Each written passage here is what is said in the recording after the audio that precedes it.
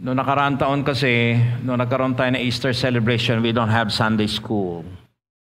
That is to pave way for family to be together in celebrating the Resurrection Day. Kaya po, wala tayong Sunday school ngayon. And Sunday school resume next Sunday. Tingin ko masaya kayo. All right, lift your Bible. Lift your Bible, church. I do hope that you have already embraced, the reality of bringing your Bible every Sunday. This is my Bible. This is the Word of God. With His Word, I am alive. I am renewed. And I am healed. I will never be the same again because of Jesus. Everybody say amen. Lord, we pray unto you as we listen to your word. Enable us, Lord, to become open to what you will do. And let the power of thy word be upon us as we seek you, O Lord, with the power of the Holy Spirit. And as we prepare ourselves to follow Jesus. And as we pray, prepare ourselves to become true to you. In the name of Jesus. Amen and amen. All right, so let's study. Mark chapter 16, 14 to 18.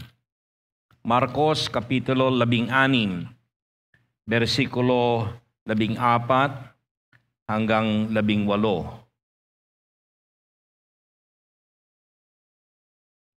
14 to 18.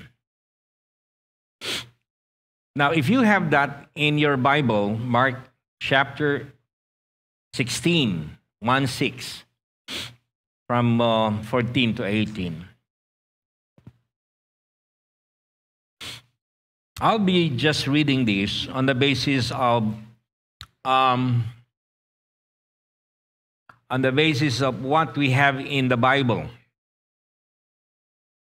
But in fact, in the earliest manuscript and some other ancient witnesses, they don't have Mark 16, 9 to 20. Para alam niyo yung binabasa po natin. Alright? Yung binabasa natin doon sa mga earliest manuscript at doon sa tinatawag natin mga ancient witnesses, they don't have Mark 16, 19 to 20. So if you will encounter a Bible without 16, 19 to 20, that is based on the very fact that those were not included in some ancient manuscripts available. However, this was included as part of the Bible written by early Reformation, and they included 9 to 20. So I would like to invite you to the story. The story is very common to all the synoptic Gospels and John. Sabi dito, mula sa 14, I'll start with 14. Look at your Bible. Later, Jesus appeared to the 11 as they were eating. He rebuked them for their lack of faith. Take note. Jesus came to rebuke them because of the lack of their faith and their stubborn. Let me underscore the word stubborn. Ano ba ang stubborn sa Tagalog? Alam pala ninyo, no? Matitigas ang kanilang ulo. Stubborn refusal to believe those who had seen him after he had risen. He said to them, "Go into the world and preach the good news to all creation. Whoever believes and is baptized will be saved, But whoever does not believe will be condemned. And these signs will accompany those who believe. In my sake, they will drive out demons. They will speak in new tongues. They will pick up snakes with their hands. And when they drink deadly poison, it will not hurt them at all. They will place their hands on sick people, and they will get well. Mga kapatid, balikan natin yung istorya. Kaganda ng istorya, kaya pinili ko ito among other passages from the Synoptics. Very moving in the sense that the resurrection of Jesus is something that would allow each one of us to make a difference. Ulitin ko yun. Ang pagkabuhay ni Kristo ay hindi para sabihin na buhay sa maguli. Most of us would celebrate that way. May resurrection. So, ang daming mga ginagawa. May egg hunting. Kayo maniwala doon. Merong bunny, resurrection bunny. Ewan ko, bibili pa kayo ng mga bunny, resurrection bunny. Kayo naniniwala doon. Ang paniwalaan natin, si Kristo ay nabuhay na maguli. Amen. Ang tanong, ano ngayon? Ano ngayon kung nabuhay? Ilang taon na ho kayong buhay na laging may pagkabuhay na maguli? Question. May nabago ba sa inyo? Nakailang buhay na si Kristo? May nabago ba? Sige po, sagutin po ninyo sa sarili nyo. May nabago ba? Ilang kayang pagkabuhay na maguli ang kailangan para ang tao mabago? Kung minsan nagpantay na nga ang paa, mabubuhay na maguli ang Panginoon Jesucristo, pero sila, wala pa rin nagbago. Maging hanggang kamatayan, walang nabago. Pagkatapos ang gusto, pumunta ng langit.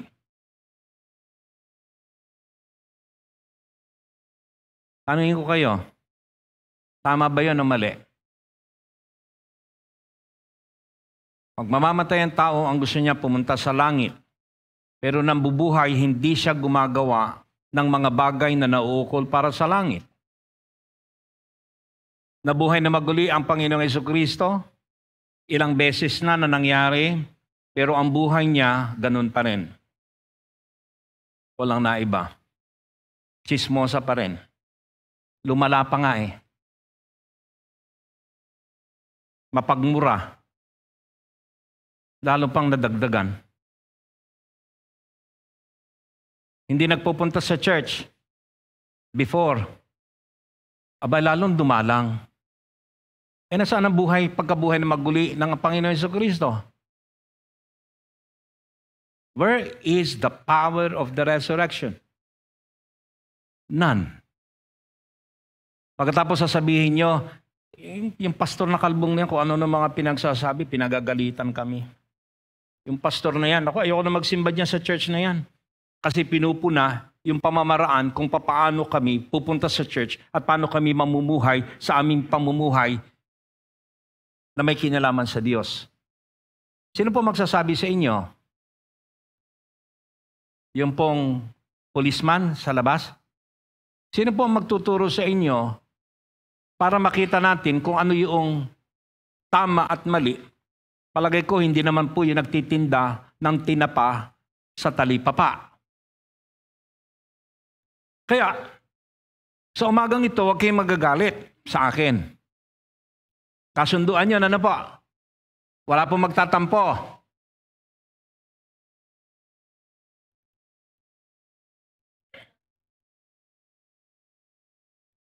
Bawal magtampo. Bakit?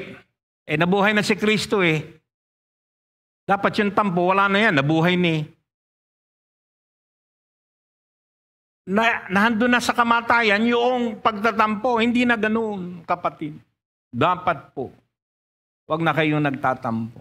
Kung may sinasabi sa inyo, sa ikabubuti ninyo, tanggapin at gawin at ipamuhay. Kasi kung magkaminsan, pag nandun na kayo sa dulo, pati kami sisisihin ninyo na hindi namin ginawa yung dapat namin gawin. Ngayon lang magagalit kayo, pagkatapos sisisihin nyo kami pagdating ng takdang panahon dahil hindi namin kayo tinuruan.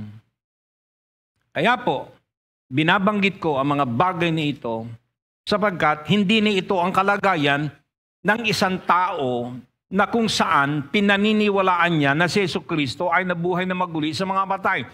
Mga kapatid, I'll tell you, you should exemplify a life that would tell a lot of people that Jesus has risen from the dead. What is the difference between you or your life before and your life after Jesus has risen from the dead? Was there a difference from the time that Jesus took upon himself all our sins on the cross?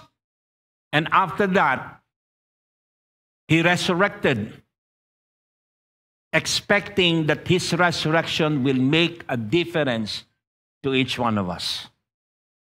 Kaya sa atin, mga mananampalataya, let us be mindful that the resurrection is not just a mere symbol of Jesus carrying upon himself the sins that we have committed. But the resurrection story, brothers and sisters in Christ, would lead us towards a life that is in Christ. Ang buhay na nakay Kristo. Ano kayang kaibahan ng mga mananampalataya na meron silang resurrected Jesus at yung mga tao na walang resurrected Jesus? Can you make a differentiation between the two? Or how can you make a difference on the basis of your life? Parang sabihin mo, eto, walang resurrection story. Ikaw merong resurrection story. Pero pag pinagtabi mo yung dalawa, walang pagkakaiba. Kung magkaminsan, yung mayroong resurrection story, mas malala pa kaysa doon sa wala. Pero ano ba ang epekto ng pagkabuhay na maguli ng Panginoon Jesucristo? We keep on talking about the resurrection. May madaling araw na pagkabuhay na maguli. Sino pong dumalo ng dawn, yung Easter sunrise? Meron ba nang dumalo sa inyo? Nagpunta kayo somewhere else na merong Easter sunrise? Anyway, tingnan natin.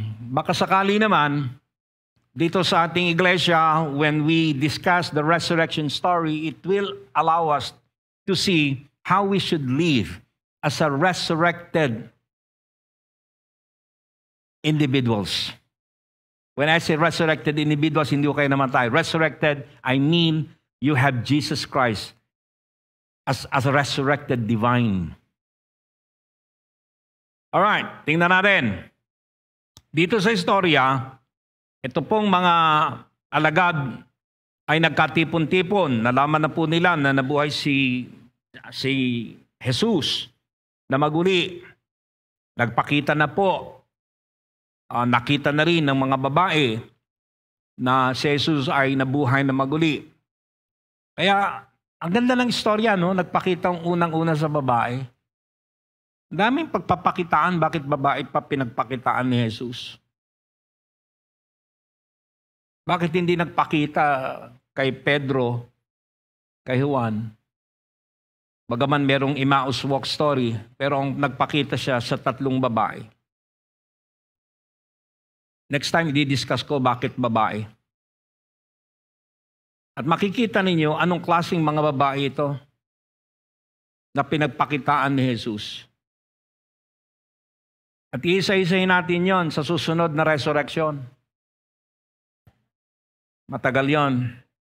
Kaya nga, madalas kayong mag-church para next year, abutan ninyo yung paliwanag bakit sa 3 babae nagpakita at bakit ganun ang direksyon ng pagkabuhay na maguli. Itong mga alagad, nasumpungan sila sa verse 14. Anong ginagawa? Sa verse 14, anong ginagawa ng mga alagad? Sila po ay kumakain. Kaya yung mga alagad, may suspecha ako, mga Methodista ito.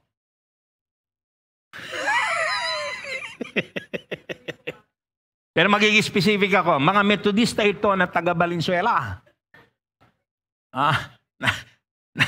Sabi ng teksto natin, nasumpungan sila saan? Sa kainan. Now, you will have this idea that when they eat together, sila po ay laging nasa isang kwarto. At yun kasi ang karanasan nila kay Jesus. Remember the Last Supper, they were in the upper room. Whenever Jesus would like to talk to them, they were in a room. At mapansin nyo sa ibang synoptic accounts, you will see there that they are meeting in closed door. Why closed? Bakit sarado? Una, ayaw nilang magpamigay ng pagkain. Hindi po totoo yun. Nakasarado ang pintuan sapagkat ayaw po nila na mayroong mga Sharon na darating na may dalang mga supot. Huwag kayong paniwala doon. Segue ko yon. Nakapinid ang pintuan sapagkat ayaw po nila na maamoy ang danggit na kanilang kinakain. Lahat ng iyo, huwag niyong paniwalaan. Alam niyo, itong mga alagad, sinasara nila ang pinto dahil gusto nilang sila-sila lang.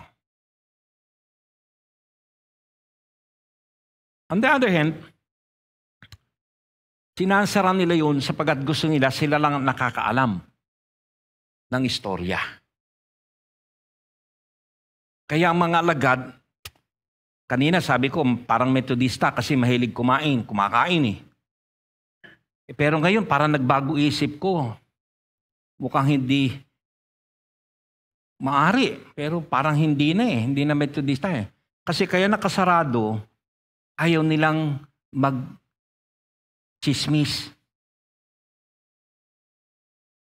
Ayaw nilang kumalat yung mga pinag-uusapan nila. Sila lamang. Pero sila ay kumakain. And then, according to the story in verse 14, ang Panginoong Jesucristo ay nagpakita. Nagpakita po ang Panginoong Jesucristo without notice to them. Hindi nagpasabi na ako'y darating dito sa context na ito, sa istoryang ito. But in some other accounts, nagpasabi siya. Nakakatagpuin niya. But in this case, walang pasabi. But He appeared. It could be an appearance that will be so magical na habang kumakain, biglang lumitaw si Jesucristo doon at kinausap sila. It will be something majestic that suddenly Jesus appeared with so much trembling and fear. At ang Panginoon Jesucristo ay nagpakita sa kanila dahil sila'y nagkakasama. Of course, ang sabi dito, sila'y 11. Huwag din ninyo hanapin yung isa pa sa 12. Of course, ang isa na yun ay umalis at sa ibang account siya po ay nagbigti. Ito yung mga naghudas. Ito pala yung Judas. Kaya yung mga naghuhudas, nagbibigti ka agad yan eh. Dapat hindi na yung nag-iisip pa ng ibang bagay. Yung mga naghuhudas, bigti ka agad. Tuloy natin. Alam nyo, isa sa mga bagay na nakapagbigay ng lalim dito, itong mga alagad, mga kapatid, kaya sila nagkakatipon doon sa loob dahil may takot po sila. Alam niyo, mga taong may takot, nagkukulong.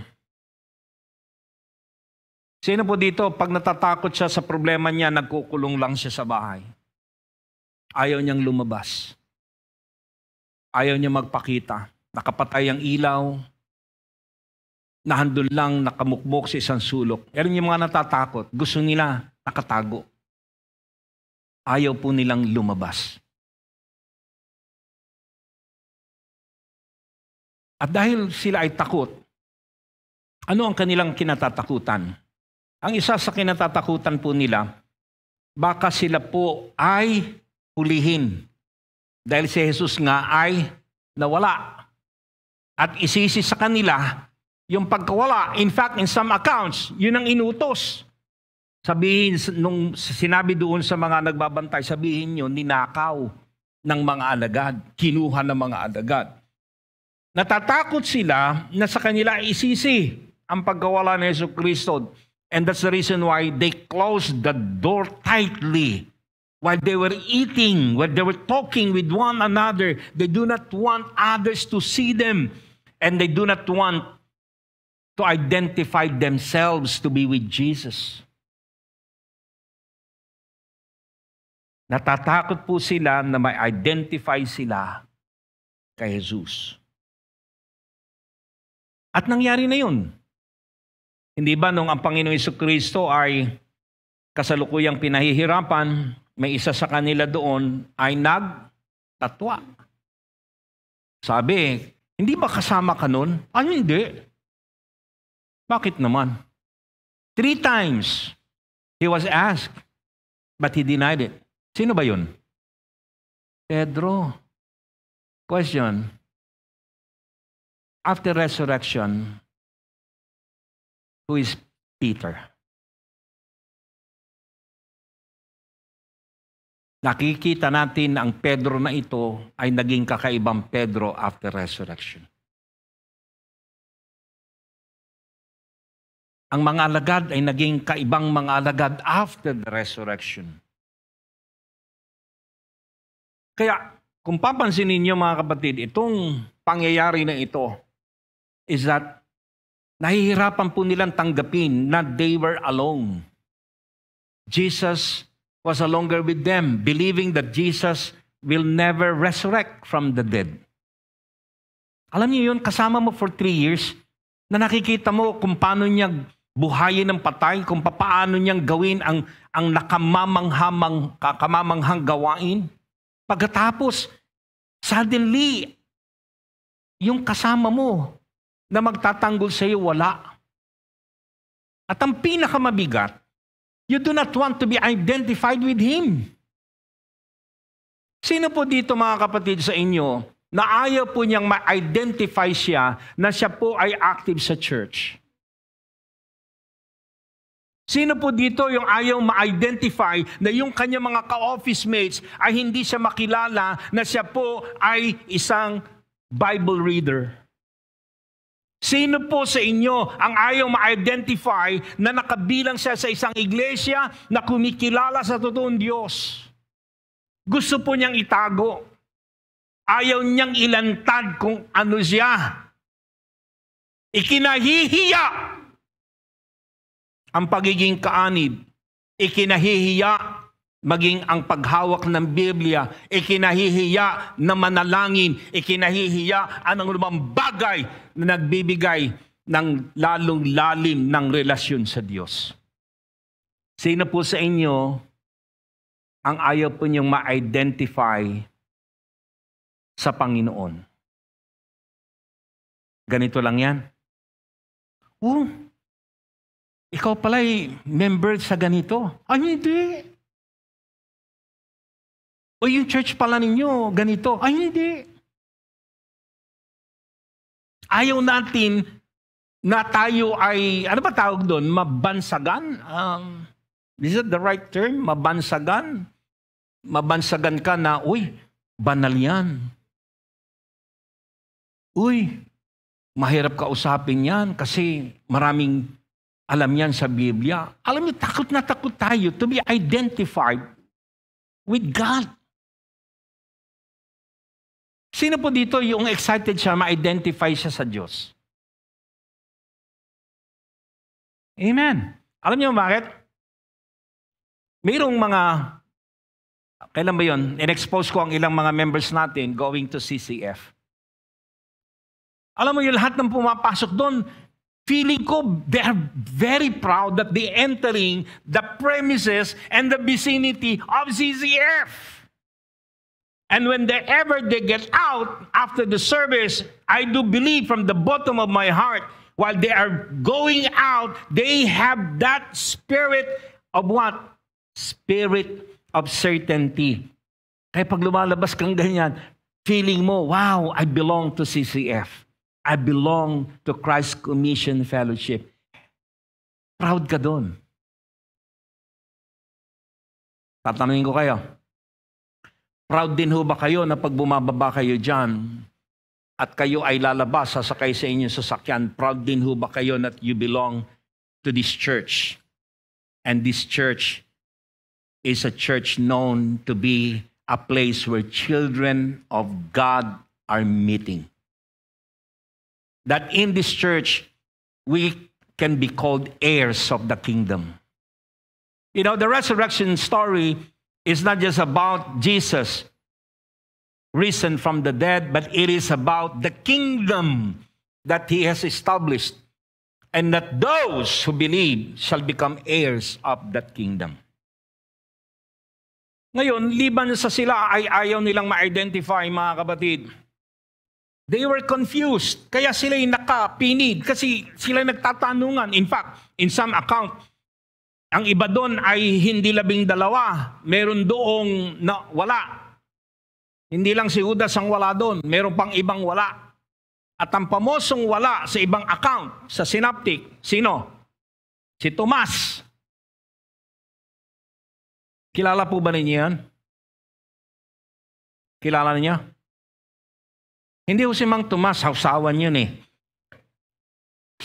Si Tomas, na kung tawagin ay Didymus, may kakambal. Kaya sa ibang account, ang absent, 2. Pero sa account na ito, ang absent, 1 lang. They were confused. In fact, si Tomas confused din. Kaya sabi niya, pakita mo nga sa akin kung talagang ikaw yan. Kaya sabi ni Jesus, in some account, sabi niya, pasok mo yung daliri mo to prove that I am Jesus. They were confused because they do not know how to start and when to start. When Jesus asked them to share the gospel, to preach, they do not know how to do it. They were spiritually bankrupt. They have lost their enthusiasm and interest. They were depressed. And according to our text, it says, they lack what? They lack faith in verse 14. Lack of faith, and they are all stubborn, that they do not want to believe anymore. Ala na ba yung espiritu na, sige, wala na ang Panginoon Jesucristo. Kaya ang gawin natin, tulong-tulong tayo. Paano tayo babangon? Paano natin ipagpapatuloy yung ministry? Hindi po ganun eh. Ang sabi po dito sa teksto, sabi ng Panginoon Jesucristo, lack of faith. Imagine they were with Jesus for the past 3 years. And after the crucifixion, they have experienced this lack of faith, and they were stubborn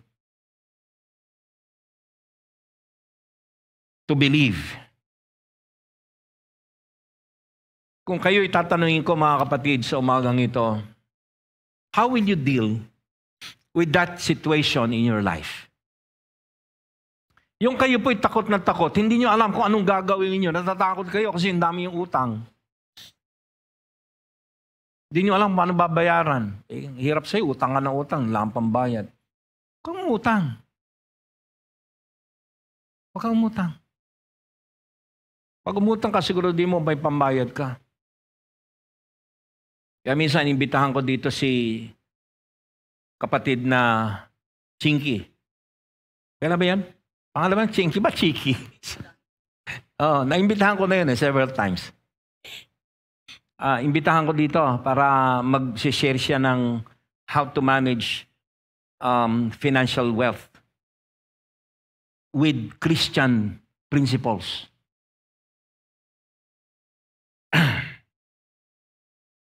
Natatakot tayo, paano natin iaayos yung broken relationship? Sino po dito ang nasa level ngayon na may broken relationship siya sa kanyang tatay, sa nanay niya? Hanggang ngayon, galit na galit ka sa tatay mo. Hanggang ngayon, galit ka sa nanay mo. Ayaw mo kibuin yung nanay mo. Sino po dito yan? Hindi mo alam anong gagawin mo. Pag nakikita mo yung nanay mo, lumilihis kang ganyan.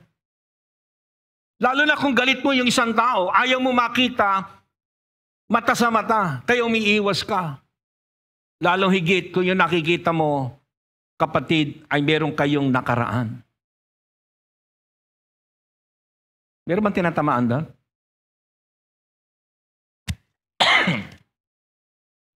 Hindi mo alam, natatakot ka kapatid, kung meron kang sakit na alam mo na napakahirap ng karamdamang yon at paano ka gagaling. Hindi ka makakain. Dalawang bagay lang yan. Yung may mga may sakit, may problema. Una, ang mga may problema at mga may sakit, pumapayat. Kaiisip. Ikalawa, yung mga may sakit na mabibigat at yun hong may problema, tumataba. Alin kayo doon? Kung tumataba kayo at wala naman kayong sakit, alam niyo ang gawin niya? Magbawas kayo ng kinakain. Di ba, Pastor?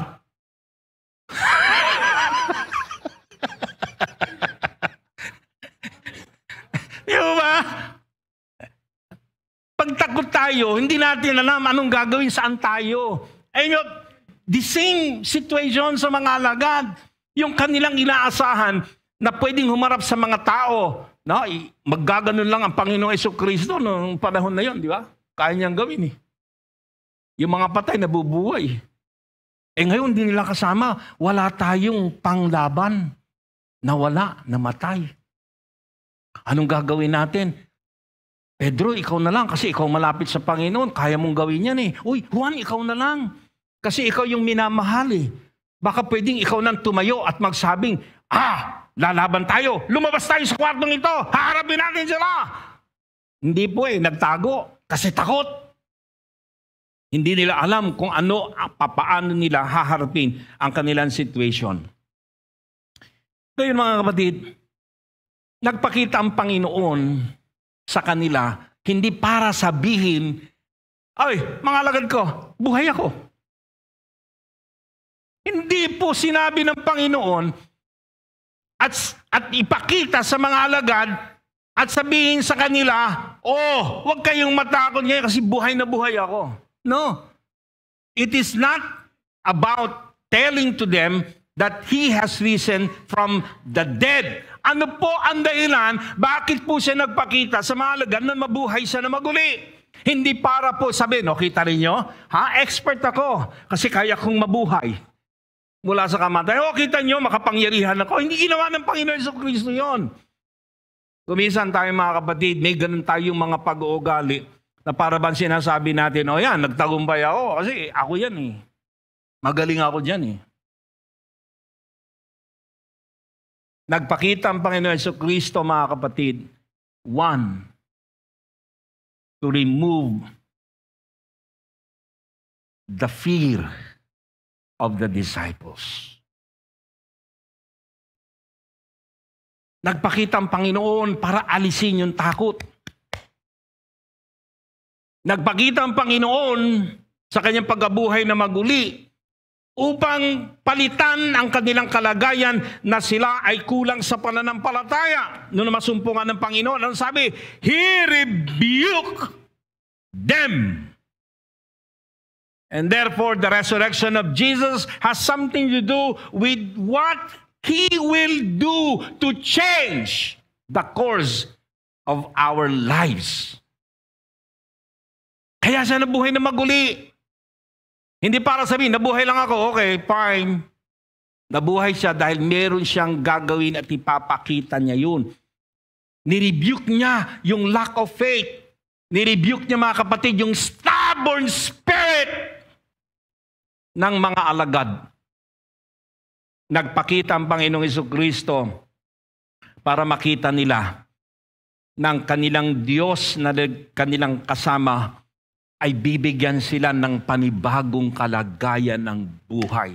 There must be proof of that resurrection. You cannot call it resurrection without proof. Sa Ilocano may kasabihan tayo, lagi kong ginagamit, sasabihin ko ulit, Jakpate, Jakita. Alam ba ng mister mo yan? No. Ilocano kakabsatan ha? Nawat mo ibagbagak? Good. Kasi yung Ilocanong salita, yan ang panglangit na salita eh. Kaya kung hindi kayo marunong mag-Ilocano, pasensya na po. May advantage sa mga Ilocano. Totoo po yun. May advantage. Una, mga gwapo mga Ilocano eh.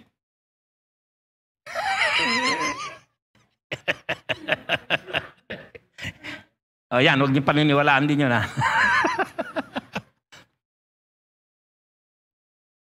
Sa Kapampangan natin niyang sasabihan. Nanoy takabzat. Kapampangan. Ano sa Kapampangan? Yung jakpati jakita. Subukan, pamu, para mabalo. Tama po ba? Subukan mo para mapalo ka. Ganun ba yan? Subukan mo para malaman mo. What does it mean, kapatid? Sa bagay na ito. Kuminsan tayo, stubborn tayo, sapagkat hanggat hindi natin nakikita, ayaw natin paniwalaan. Amen? Gusto natin nakikita eh. Kaya ang problema sa Shopee at Lazada,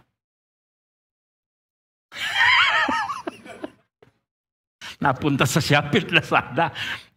Anong problema sa Shopee at Lazada? Pag may nabili ka na hindi mo nakita, dinilibel sa iyo, nabuksan mo na, hindi mo na pwedeng isole. Kaya nangyayari sa iyo, nakabili ka ng sapatos. Doon sa nakita mo sa picture, maganda, tama po ba yan? Ang nakalagay na sukat, ganito. Noong nabili mo, sinusukat mo, hindi mo masuot-suot. Kaya ang gagawin mo, kukuha ka ng gunting. Gugupitin mo para magkasya. Wala ka na magawa. Tama po ba? Kaya, kung magkamisan, ewan ko sino ba mas maganda, Lazada o Shopee? Ha? Ganito na lang. Sino dito ang mas mahilig sa Shopee? Wala. Sino mahilig sa Lazada?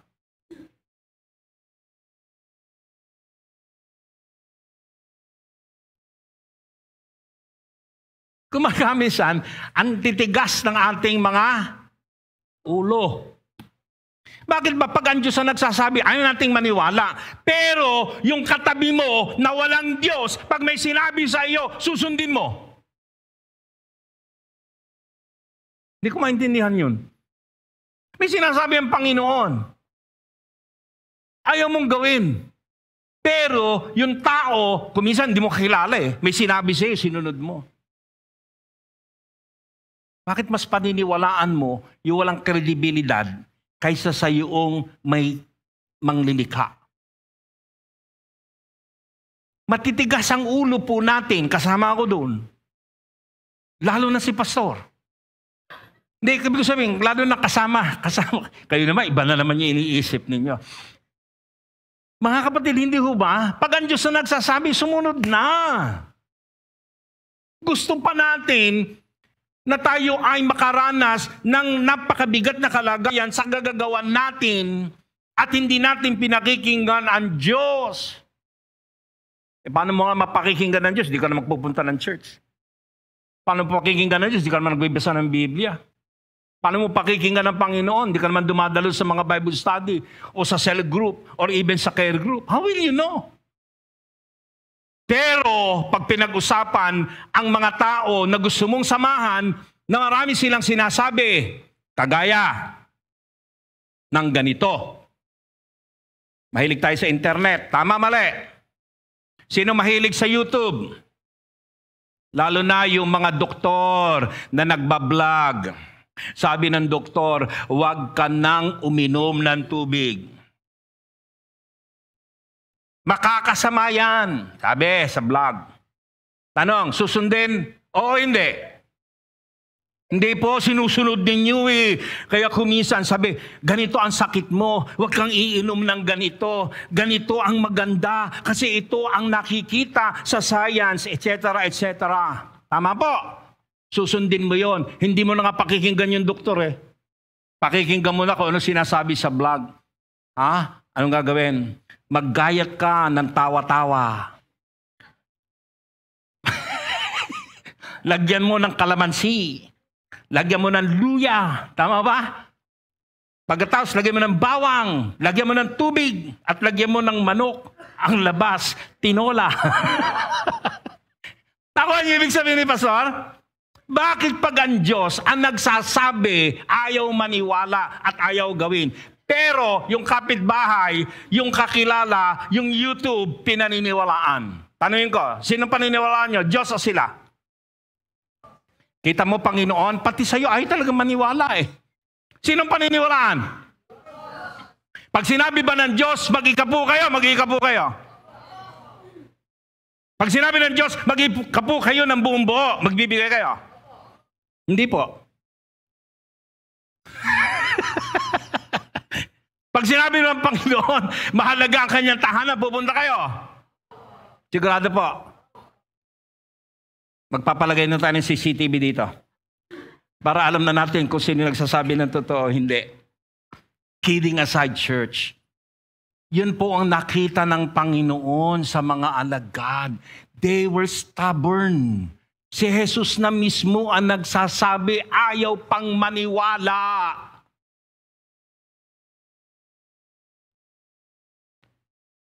So ang gusto ng Panginoon, mga kapatid, yung pananampalataya na nawawala kasi nawala na sila ng gana, ibalik. Yung stubbornness ng kanilang mga puso, alisin ng Panginoon. You know, that's the very essence of the resurrection story. The resurrection story is about saying, Jesus has risen from the dead. And what? What is the efficacy of it? The efficacy of the resurrection resides in us and through us. Kayo ba'y maglalakad dyan at sasabihin nyo, I have the power of the resurrection. I have the proof of the resurrection. I have the essence and the substance of the resurrection. Now, how will you know that this resurrection story has come deeply into your life? Let me continue and I will end. Yung presensya ng Panginoong Jesucristo ang nagbigay sa kanila ng panibagong kalagayan sa buhay. Yung presensya ni Kristo na nagpakita sa kanila, yun ang nagbigay sa kanila ng panibagong lakas. Sino po sa inyo mga kapatid na pagpupunta sa church, alam niya na mayroon siyang lakas na matatanggap? Taas ang kamay. Alam niyo yung pagpunta mo rito, lulugo-lugo kang ganyan. Naku, makikita ko na naman. Naku. Pero pagpasok mo sa loob ng church, nandun ka pa lang sa pintuan, pagbukas mong ganyan. Wow! The Spirit of God has come. Ang tawag po doon, oh. You know what, church? When you get inside the church, and you experience that, oh, the glory of God is in you. Kaya wag na po ninyong gagawin, mga kapatid, pumunta kayo sa church dito, wala pong oh na nangyari. There should be oh. You know why? Because Jesus makes the difference. Kaya yung si Jesucristo na napako, na buhay na maguli, He makes the difference. Kung may pinagdadaanan ka, kapatid, kung may takot ka, meron ka spiritual bankruptcy, kapatid, I will tell you, this Jesus who has risen from the dead makes the difference. He will make you a different person. When you think, when you plan, this Jesus who has risen from the dead will make a difference. How? Tutuloy ko. He said to them, sabi po dito, Go into all the world and preach the good news to all creation. Look, church, when you have that resurrected experience, when you have that power of the resurrection, when Jesus has risen from the dead and He is in you and you are living because of Jesus, what will happen to you? You will no longer be the same person. You will no longer be being controlled by your fear. You are no longer being controlled by any anxiety and depression. You are no longer under the control of the world. Jesus is already in you and He will control you. He will heal you. He will give you life. He will give you successes and He will give you wealth and He will give you everything that you need. It is because of Jesus who has risen from the dead. What's the difference now? Sabi ng Panginoon, pumunta kayo sa mga mundo, sa mundo, i-preach ninyo ang gospel sa lahat. And look at this church, and whoever believes and is baptized will be saved. Imagine if you have Jesus, the resurrected Jesus, you will be saved. And whoever does not believe will be condemned. And the signs will accompany those who believe. In my name, they will drive out demons. Just imagine, church, kaya mo magpalayas ang demonyo because you have Jesus. You have the resurrected Jesus. Kaya mo, kapatid. Huwag mo sabihin na pastor lang ang pwedeng gumawa yan. Anyone can do it. Anyone. Kung sino gawin natin ngayon? Kaya lang wala tayong demonyo rito ngayon eh. Pag may tumawag na lang sa akin, sasama ko kung iba sa inyo. Alam nga may katabi mo, papalay, demonyo, lumayas ka. Ang bait-bait mong katabi mo. Church, alam niyo yung presence ng resurrection? Alam niyo yung epekto ng resurrection? You will be having an extraordinary life. Do you want extraordinary life? The extraordinary life is not just for this world. Extraordinary life is in this world and the life to come. Ngayon, sasabihin mo, ay magaling yung buhay ko dito, ang dami kong ganyan. Hindi extraordinary yan. Ang extraordinary, kapatid, ang ganda mo rito, maganda ka pa punta sa langit. Sino ba may gusto nun? Sige, pastor, salamat, ikaw lang makakapunta ron. Sila ayaw nila. Nasundan po. Kaya pagdating sa Panginoon, huwag mo niyang tipirin ng Diyos. Dahil yung ginagawa ninyo, hindi pang lupa. Ang ginagawa ninyo, pang langit. Tanong, saan ba tayo pupunta? Lupa, langit. Kaya ang Panginoon na buhay na maguli, kasi ang susunod niyang gagawin, dadalhin niya tayo sa buhay na walang hanggan. Naintindihan yun? Kaya siya na buhay na maguli. Para alisin lahat ng takot. Para bigyan tayo ng extraordinary life so that we will become part of the kingdom. Kaya may second coming eh. Kung walang second coming sana, pwede ka magduda. But there is a second coming. At yun ay mangyayari. Isipin mo, yung ahas na makamandag, kaya mong hawakan? Ay mga kapatid, hindi po literal yan ha. Allegorical po ang teksto na yan. That's the extraordinary thing. Ikaw na walang kakayanan, you can. Ikaw na ordinary, you will become an extraordinary person. It is because of the resurrection of Jesus. Your healing will be extraordinary. Amen. Sino ba may mga sakit dito, mga kapatid? If you have that resurrection story in your life and you believe, kapatid, hindi ka lacking of your faith, you are not stubborn. You always believe that when Jesus will tell you that you will be healed, you will be healed. You receive and claim that you will be healed. And that extraordinary power will come upon you. That's the story of the resurrection.